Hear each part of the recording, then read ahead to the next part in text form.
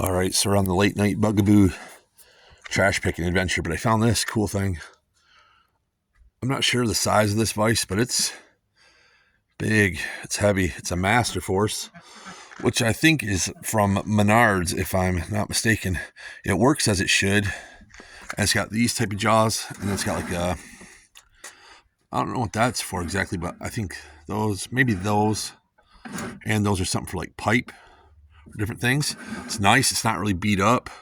You can see it's been a little used, but the only thing that I see wrong with it is how this thing turns here like this. The vise rotates. I think there's supposed to be some type of thing like this threaded in there that you could adjust with your hand to adjust the angulation, the angle of the dangle, if you will.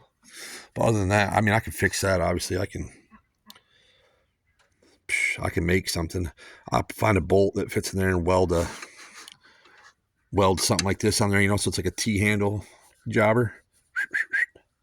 Yeah, I mean, it works. Somebody toss that right on the side of the road in the garbage. Sheesh. Anyways, that's a nice addition to the horde. Stay tuned. Lots of interesting things coming soon.